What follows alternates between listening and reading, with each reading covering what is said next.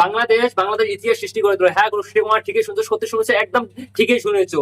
তো match series চলতেছে বাংলাদেশ বনাম শ্রীলঙ্কা ওডিআই সিরিজ। তো সেইখানে বাংলাদেশ একটা ইতিহাস সৃষ্টি করে দিল। যা গুরু ভাই বাংলাদেশের তারিফ করতে হবে। তার ইতিহাস কি ইতিহাস সৃষ্টি করলো সেটা নিয়ে বলতেছে এখন। গুরু কথা হলো যে এখানে বাংলাদেশ শুধুমাত্র 99 রানে একটা উইকেট ছিল, আর 105 রানে 8 উইকেট। ও গুরু সত্যি প্রণাম, ক্যা বাত হে ভাই। শ্রীলঙ্কার এখানে তারিফ করতে হবে, শুধুমাত্র 99 রানে একটা উইকেট, আর সেইখান থেকে বাংলাদেশ শুধুমাত্র 6 রান করতে 8টা উইকেট চলে গেল।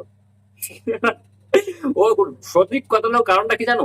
বাংলাদেশ বনাম যখন শ্রীলঙ্কা ম্যাচ চলাকালে একটা সাপ কিন্তু মাঠের মধ্যে এসে পড়েছিল। তো সেই সাপকে দেখে বাংলাদেশের প্লেয়ার একদম ভয়ে দুরমুর খেয়ে সবাই গ্রাউন্ডের দিকে ড্রেসিং রুমের দিকে যাচ্ছে।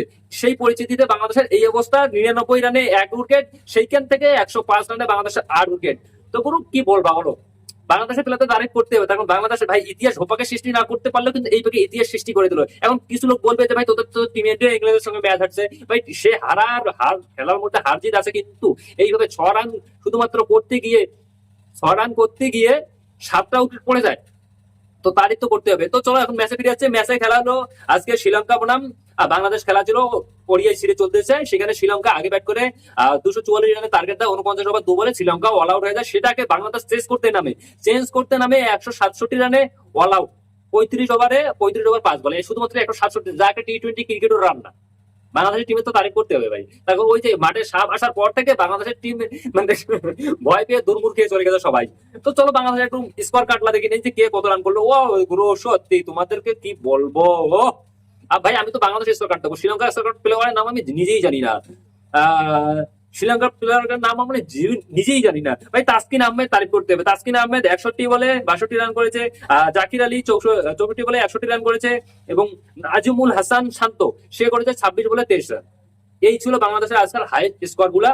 তো ভাই এখন যদি আমি 0 স্কোরে মানে 80 লো স্কোরে, কিন্তু নামগুলো বলতে পারবো না, তার কারণ আমি নামগুলো বলতে পারবো না বলতে কি এখানে নাম হিসেবে দেখায় না, ঠিক আছে? পুরো নামটা দেখায় না, ক্লিক করে বলতে হবে। আর ক্লিক করতে বলতে গেলে ভিডিও অনেক লম্বা হয়ে যাবে, যদিও লম্বা হলে কোনো অধিকার নাই। তো তো কথা হলো যে এখানে আমি আসছি প্রথমে হচ্ছে পারভেজ হাসান ইমন শাহেদ 1 নম্বরে। হ্যাঁ পারভেজ হাসান ইমন 16 বলে খেলে 23 রান করে।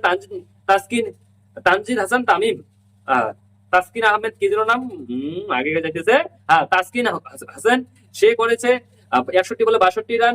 নাজমুল হাসান শান্ত 26 ভাই। লিটন দাস, ও গুরু লিটন দাসের তো তারিফ করতে হবে। লিটন দাস 1 বলে 4 বল খেলে 0 রান।